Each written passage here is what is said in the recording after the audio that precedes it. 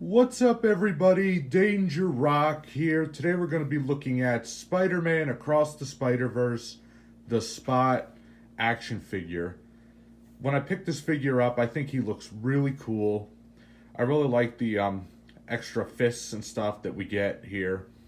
And what I'm going to be doing today is comparing him to another action figure of the Spot that I have to kind of determine which one is better. But both of them both have good things going for them. Like if we take a look at the packaging here first, we can see right there we get Spider-Man Across the Spider-Verse, a really nice picture of Miles, Gwen, and Miguel. Right here it says plastic-free packaging. It just shows you squeeze his legs, his arms move. Got a spider logo right there. There's the side. Here's the back.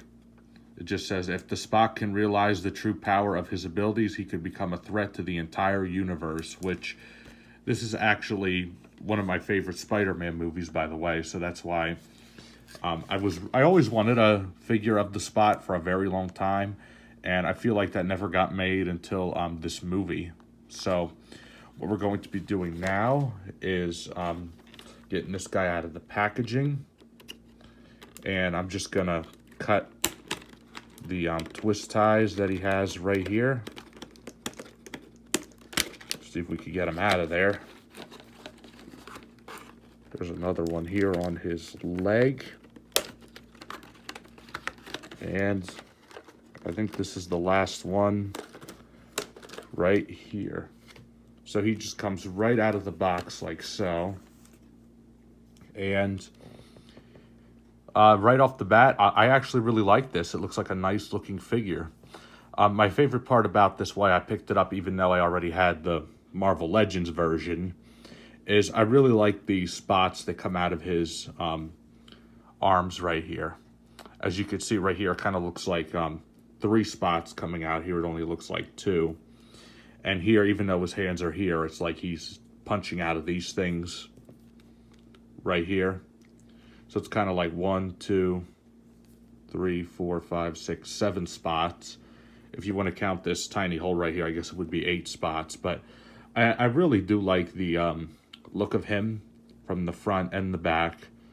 Since this is one of those gimmick toys, I kind of don't like the way it has screw holes right here. But it doesn't bother me too much because when he's going to be posed, he's going to just be posed standing up like this. You're not even going to see the screw holes. But his gimmick is if you squeeze his legs like this, his hands, or I should say fists, just go forward. So that's really interesting. You can move his legs a little bit, not too much because they're kind of, stuck to its gimmick. But you can move his hands up. You can't rotate them all the way, sadly, because of these things right here. And these can only go forward because there's probably a spring mechanism inside. So you can only just really rotate his head a full 360 for articulation. It doesn't really hinge up and down too much, which is a bummer. But what it doesn't do is that it doesn't take away to the cool look of this figure. Like I said, I always wanted an action figure of the Spot. So another thing to note is I will say he's not really balanced too well. I mean, I guess if I go like that, I can get him to stand a little bit, but he's not exactly the most well-balanced figure out there. But what I will compare him to is, here is the Marvel Legends version, which of course is well-balanced and it stands perfectly fine on its own. And as you could see, not only is it taller, he's got a lot more articulation and some more detail. But what's really cool, if we compare these two together, their face sculpts aren't exactly the same. So that's interesting how they kind of made the design of these two similar but different. I really do like this one though. His face looks a little bit bigger. Here, I mean, it's kind of hard to tell which one is the better design because they're both very similar. From the backside, of course, the Marvel Legends version looks a lot cooler. But what I wanted to share is the Marvel Legends version also comes with this accessory. So this will be the Miles Morales parts that he comes with, and these clip off, and you could port it here or there if you really wanted to just have it as another accessory. You can see Miles' head peeking out.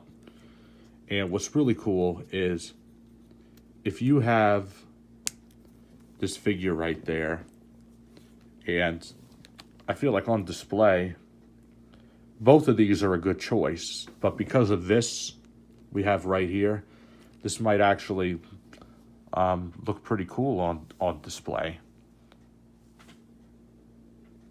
Like that. Here, let me just move this aside to give you guys a better idea of what it looks like.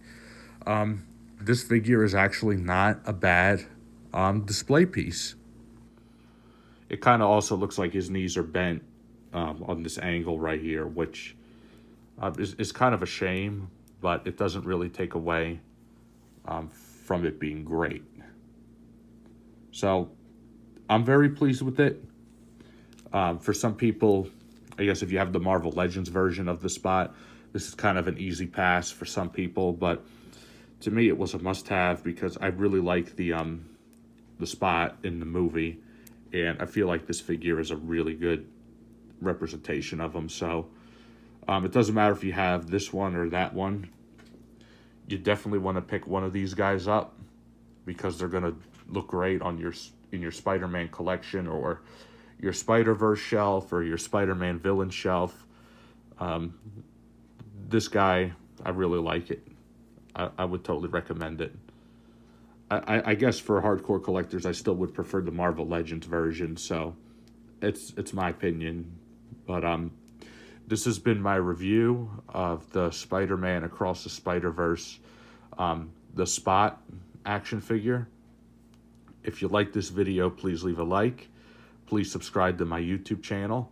Once we reach 1,000 subscribers on this channel, I will be doing a full collection video, so stay tuned for that. Thank you guys for watching as always, and I'll see you guys on the next video review.